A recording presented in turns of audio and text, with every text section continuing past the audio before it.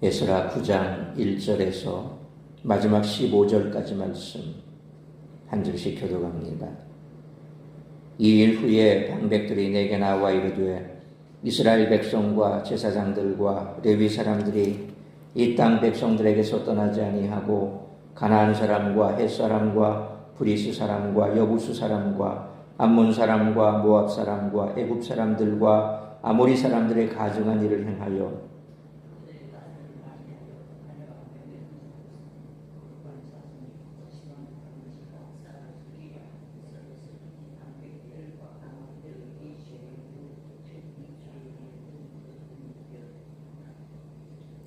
내가 이 일을 듣고 속옷과 겉옷을 찢고 머리털과 수염을 뜯으며 기가 막혀 앉으니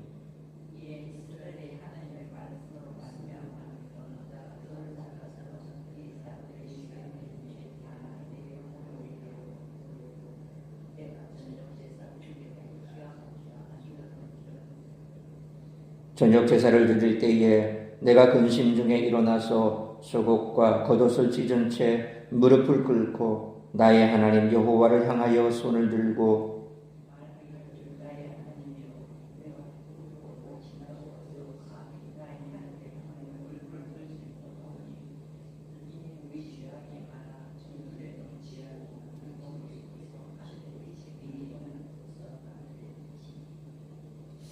우리 조상들의 때로부터 오늘까지 우리의 죄가 심하며 우리의 죄악으로 말미암아 우리와 우리 왕들과 우리 제사장들을 여러 나라 왕들의 손에 넘기사 칼에 죽으며 사로잡히며 노략을 당하며 얼굴을 부끄럽게 하심이 오늘날과 같으니이다.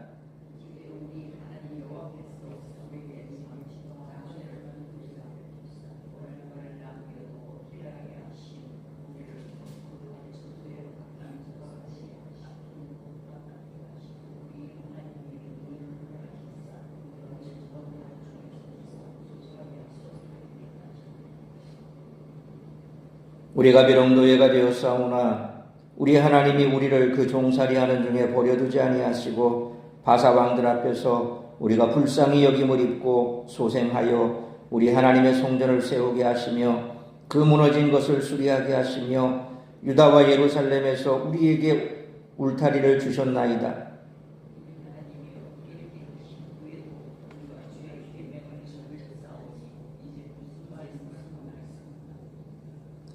전에 주께서 주의 종 선지자들에게 명령하여 이르시되 너희가 가서 얻으려 하는 땅은 더러운 땅이니 이는 이방 백성들이 더럽고 가증한 일을 행하여 이 끝에서 저 끝까지 그 더러움으로 채웠음이라.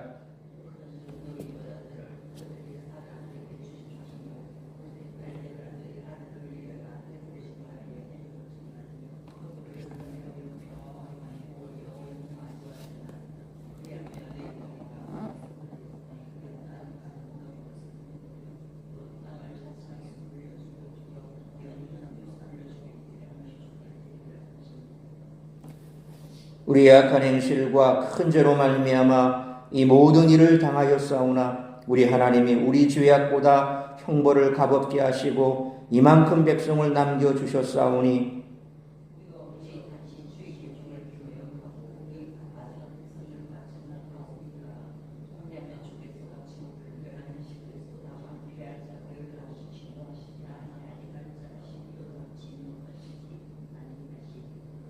(15절) 같이 읽습니다.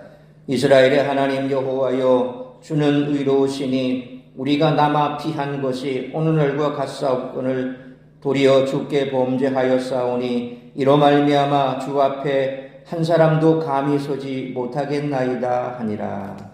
아멘. 8장의 문을 읽어보아서는 필연적으로 개혁에 성공한 것 같았던 이스라엘 공동체에 예상치 못한 위기가 찾아옵니다. 그들이 숨겨왔던 죄 때문이었습니다. 하지만 죄를 고백하며 해결책을 강구하는 지도자들의 모습에 희망의 기운이 돕니다.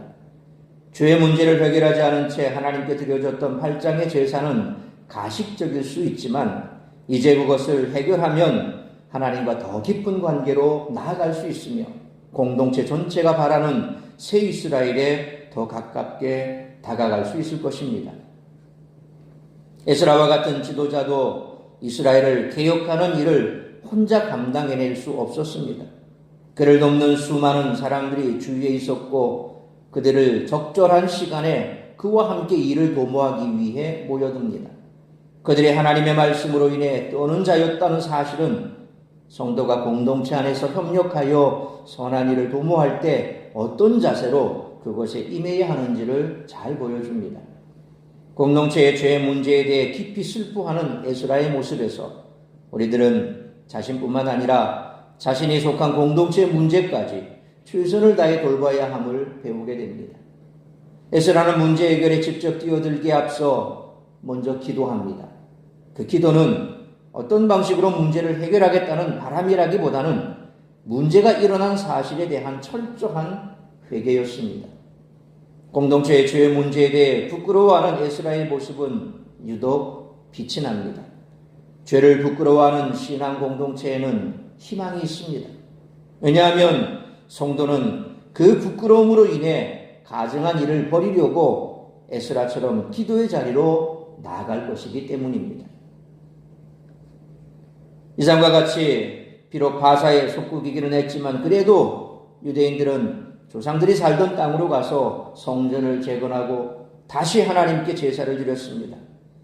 그러나 그들을 멸망으로 이끌었던 죄악의 뿌리는 제거되지 않고 있었습니다. 2차 귀환을 이끈 악사에스라는 70년의 포로 기간을 보냈음에도 불구하고 제거되지 않은 죄악의 뿌리를 단식하며 회개하고 있습니다.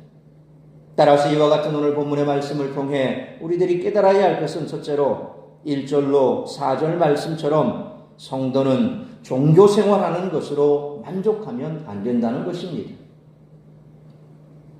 에스라는 약속의 땅에 뿌리를 내리고 발전해가는 이스라엘을 기대했겠지만 예루살렘의 영적 상태는 과거 사사시대와 다를 바가 없었습니다. 에스라에게 방백들이 나와 1절로 2절 말씀처럼 이스라엘 백성들이 이방인들의 죄에서 떠나지 않았고 지도자들이 오히려 앞장서서 이방인들과 통혼했다고 보고하는 내용을 보면 에스라가 도착하기 전부터 이미 이를 큰 문제로 인식하고 있었음을 알 수 있습니다.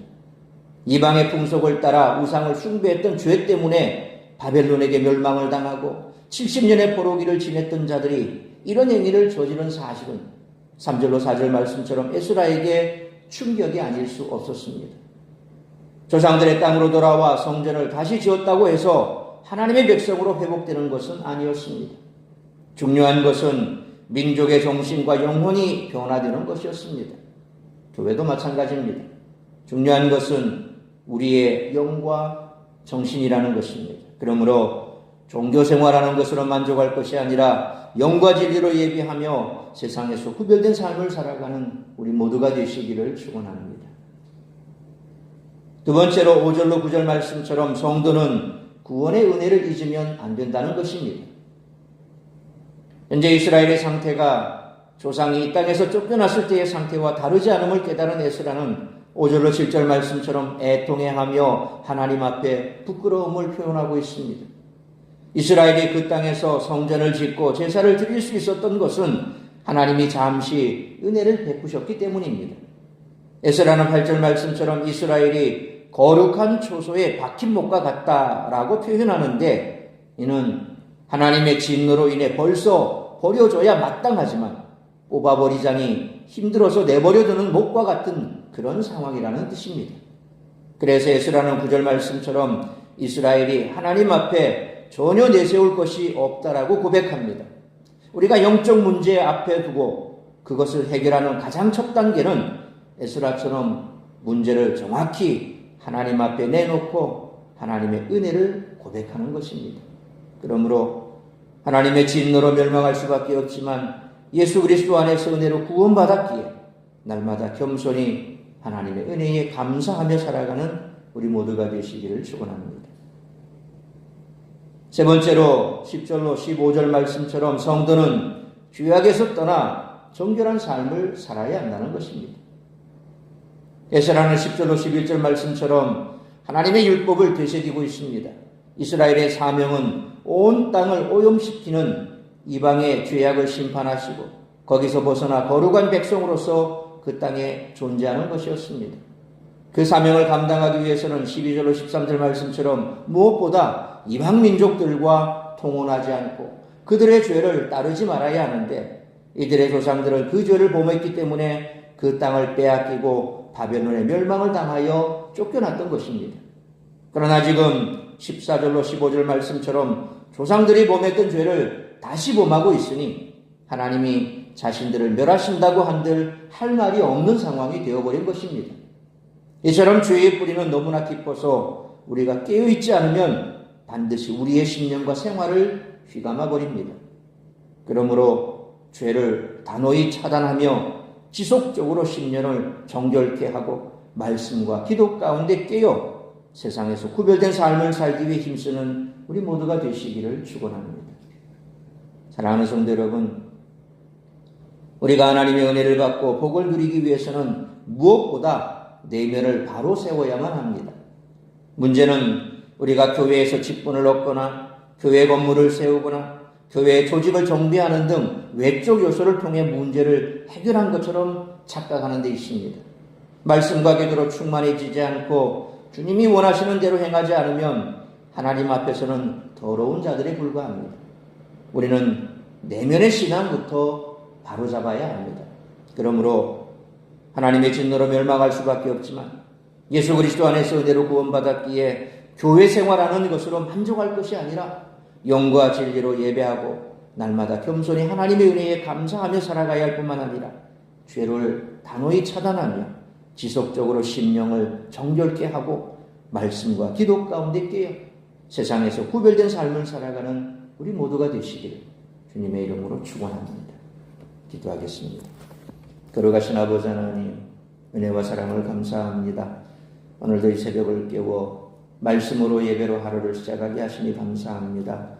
오늘 주신 말씀처럼 다시금 포로기에서 돌아와 성전을 건축하고 예배를 회복하고, 그래서 모든 것이 이제 정상이 되어온 듯 그렇게 보이지만 실상 그들 내면 깊숙이 있었던 그 죄악의 뿌리가 다시금 그들 공동체를 어지럽히고 또 그 공동체가 하나님의 은혜 가운데 떨어져 나갈 수 있도록 만들었던 것을 볼 때 얼마나 우리 삶 깊숙이 박혀있는 그 죄악의 뿌리가 깊은지를 다시 한번 깨닫게 됩니다.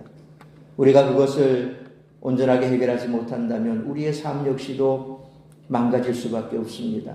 열심히 교회에 출석하고 예배를 잘 드린다고 해서 우리의 삶에 문제가 없는 것은 아닙니다. 우리의 겉모습은 그렇게 하나님의 백성처럼 보이지만 우리의 속사람이 새롭지 못하고 정화되지 못한다면 결국 또다시 우리는 죄악 가운데로 빠질 수밖에 없습니다. 그러므로 먼저 우리의 내면의 삶을 다시금 정비해야 할 것입니다. 뿌리 깊은 죄악에서 떠나가야 할 것이고 그 죄악을 차단해야 할 것이며 말씀과 기도 가운데 깨어있어 종교생활하는 것으로 만족하는 것이 아니라 진정으로 세상 가운데 구별되어 영과 진리로 예배하는 참 하나님의 백성으로 바로 서야 할 줄 믿습니다.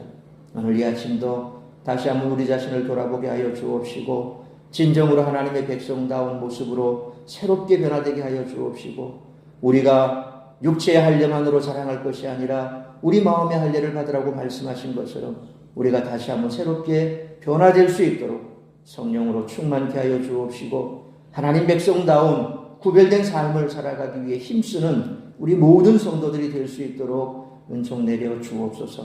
오늘 이 한날도 나를 통하여 이루고자 하는 그 하나님의 뜻을 이루기에 부족함이 없도록 우리를 새롭게 하여 주시기를 간절히 빌고 소원하오며 이 모든 말씀 우리 주 예수 그리스도의 이름으로 기도하옵나이다. 아멘.